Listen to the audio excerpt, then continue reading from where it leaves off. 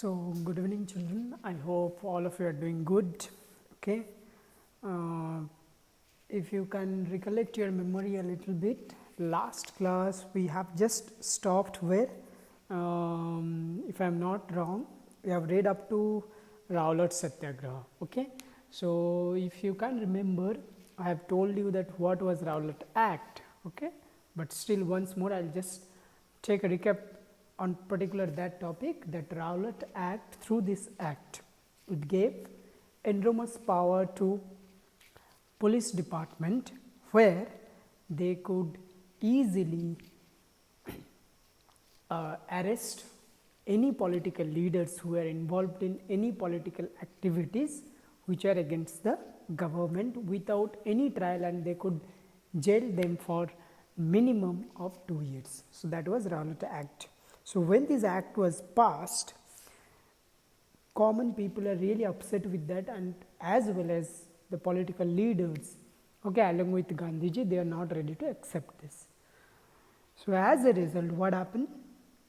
On April 6, 1999, against this act, Rowlatt Satyagraha was launched by Gandhiji along with some other leaders. Here, and when this Rowlatt Satyagraha was launched, what happened? In different parts of country, especially in the city areas, okay, it had a great effect, it had a great influence. Workers, they went on strikes, okay, shops were shut down, okay, so somehow everything was at a pause. At that moment, government understood it very well that they have to take a step. And as a result, in a hurry, British government introduced something called, they imposed what? Martial law. Now you can ask that what is this martial law again? Martial law, if you want to know this thing in a very simple language, I can tell you that it is something like military rule. When police authority is unable to take control over a particular situation in a particular area, then the power is given to the military personnel. Okay, it comes under the army personnel. Okay, so nowadays also in some emergency situation in different parts of country, military rule is imposed. So this martial law was some kind of military rule. And as Rowlatt Satyagraha was going on at that time and martial law was imposed, in between that, what happened? A very sad and unfortunate event took place. Okay, on 13th April in the same year, that is in 1919. Okay, what happened? That is known as Jallianwala Bagh massacre. I hope you heard about this. Okay, somewhere you must have read some story about it. In Amritsar in Punjab, where there was a fair that was called as Baisakhi fair, okay, Baisakhi Mela. It was going on, so people from different parts of Amritsar, they came together, they came from outside Amritsar, okay, so many people came together, okay, and among these people, maximum people were there only because of that Baisakhi fair, to celebrate that. But some people are there who are protesting against the martial law. And one more thing, most of the people were unaware about this fact that martial law was imposed. So at that moment, what happened? This martial law was imposed actually under the leadership of General Dyer. So General Dyer took a step. What was that? He wanted to create a fear among the people who were protesting against martial law or who were in Rowlatt Satyagraha. He wanted to create a sense of fear among these people. So he took a most inhuman step. What he has done? He called the police officers, okay, army people, okay, he went to that particular venue where that fair was going on in Jallianwala Bagh. He closed all the entrance and exit point, and he ordered the army people to fire on those innocent people. Okay, so as a result, so many people lost their life, so many people were injured because of that incident that is called as Jallianwala Bagh massacre. Now, when this incident took place, obviously people after that they became more aggressive, they became more angry. Okay, what they started to do? Now they were ready to do something more. And finally, when Gandhiji came to know about this, as you know, Gandhiji was known for his ahimsa. Okay, and he was really sad, he was really upset. Okay, because of this incident, when so many innocent people lost their life. Okay, he instructed to put an end to this Ravlot Satyagraha movement. So in this way, Ravlot Satyagraha movement ended there. Okay, but here you need to know that the story doesn't end here. So what happened after this? Okay, so when Gandhiji withdrew Ravlot Satyagraha, one thing he understood that he had to do something bigger than this. Okay, this was not enough, and to do that he decided to launch more broad based movement. Okay, and for this particular purpose he also felt that to do something bigger it was very necessary to bring the Hindus and the Muslims, okay, brought together. Okay, it was very necessary to bring both Hindus and Muslims together. Okay, then we are moving further. So here we will read one another aspect, which is one another important aspect of this lesson, that is Khilafat issue. From exam point of view also it is very important. So I will explain you now what was Khilafat issue. We need to understand. I will explain you in a very easy way. Please listen to me, I hope you will understand.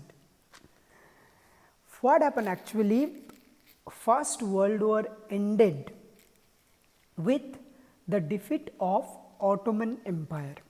Okay, and there was rumors among the Islamic states, among the Muslims, that a very harsh treaty will be imposed on the emperor of Ottoman Empire.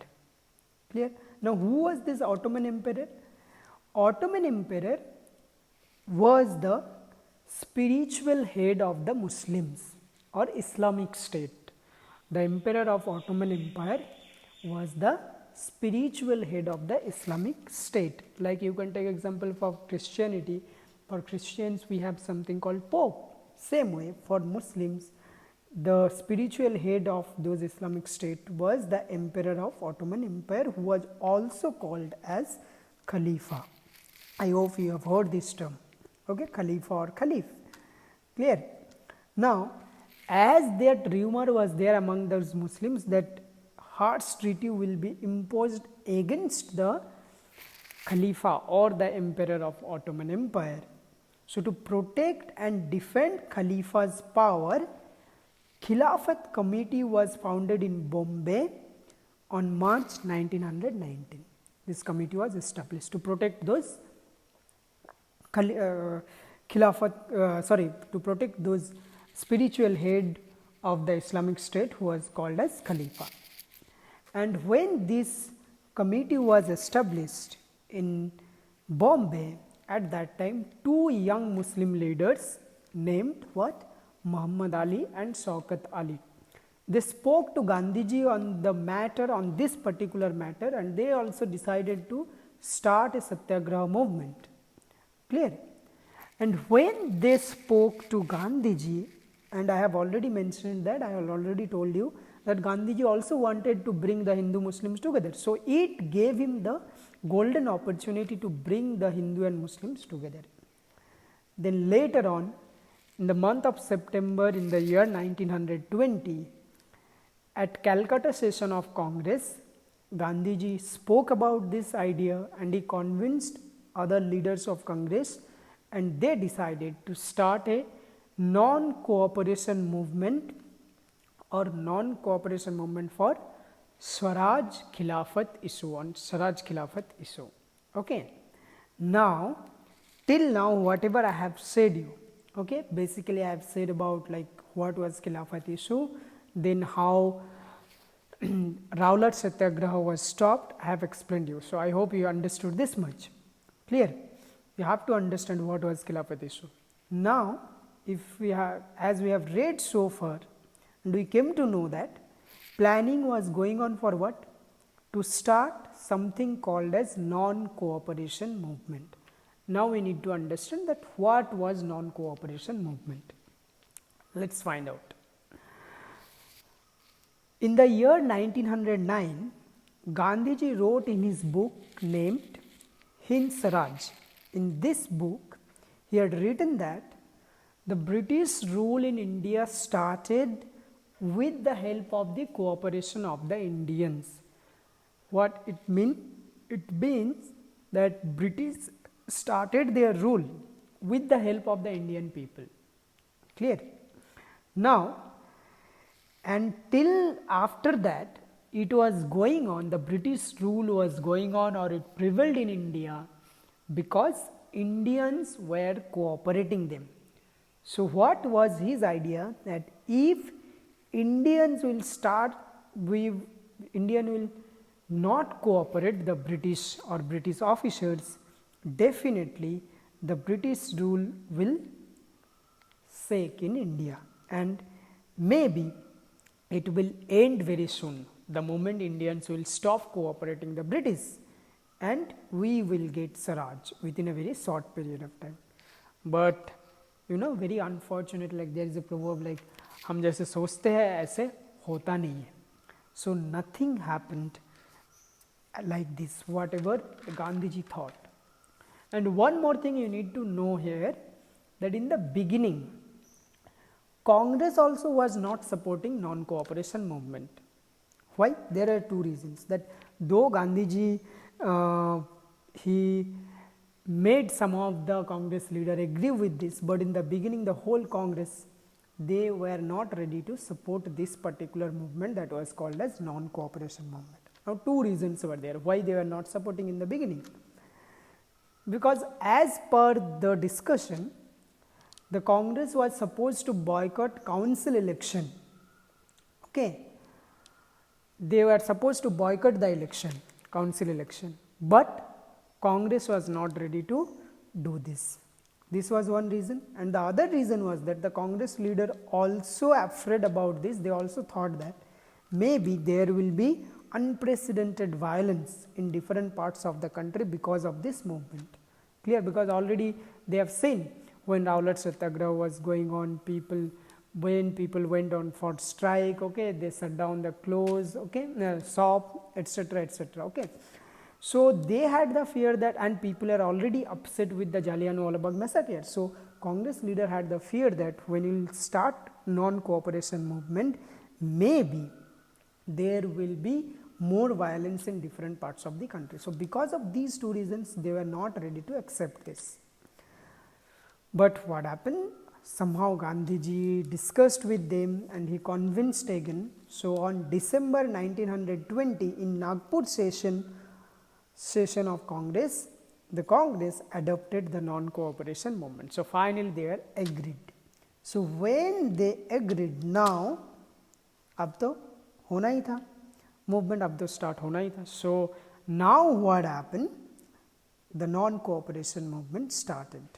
So now we are going to read what? That how different communities reacted the non-cooperation movement. Okay, that we are going to read now. And how did they participate? How in different parts of our country, how did they react towards this movement and how did they contribute? Non-cooperation Khilafat movement, it started in the month of January in the year 1921. Clear? So how different communities reacted to this, we will find out that.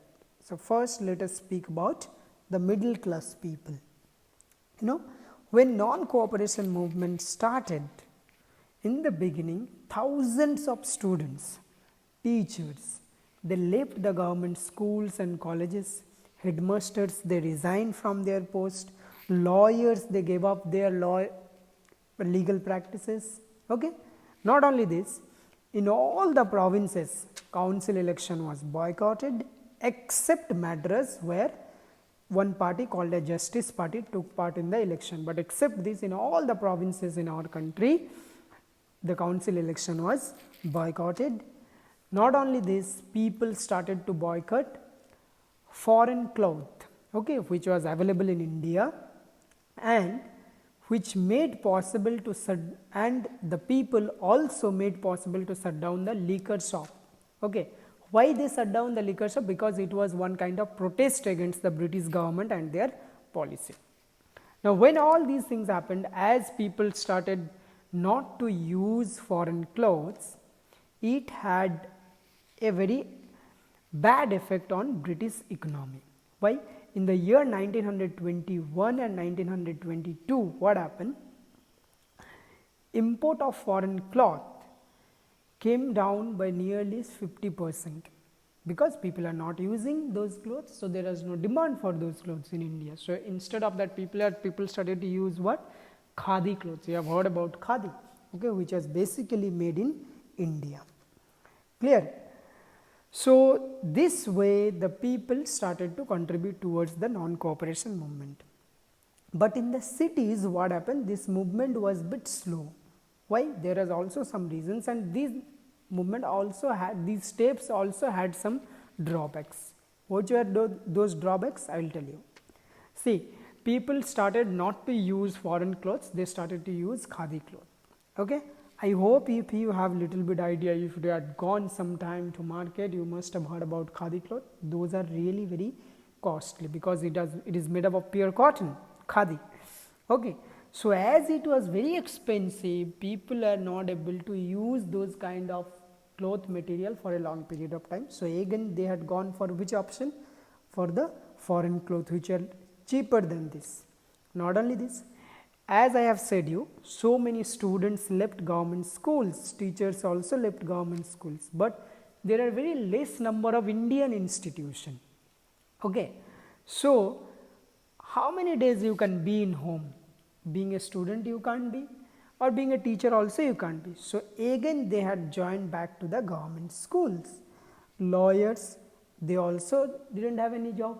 Okay. So again they had started to work, and they have started to work in the government courts. Clear? So in this way, though in the beginning they supported, but gradually it became slow down. So it was about middle class people. Now we will talk about peasants and farmers. Okay, let us find out. For farmers, for them their aim was little different during this non-cooperation movement. For farmers or peasants, this movement was against British obviously, but mainly it was against the talukdars and landlords. Okay, now you can say, sir, why they were fighting against the landlords or talukdars who were in India? There are also some reasons. Which are those?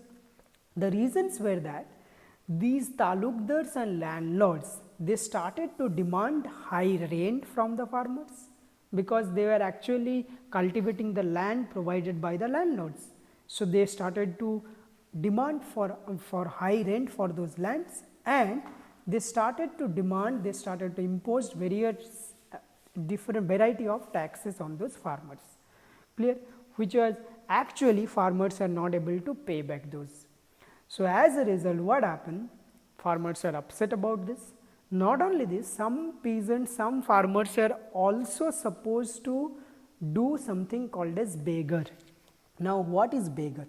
In very simple language, under this system, it tells that villagers were forced to work under those landlords, but they are not paid for their work. Means working under the landlords forcefully without any wages. That was called as beggar system. Okay. So these problems were there for the farmers, and they have to do something. So their demands were, they also had some demands. What are those demands? As huge amount of taxes are imposed. So the first demand was reduction of tax. Secondly, they wanted to abolish this beggar system. So their second demand was abolition of beggar system.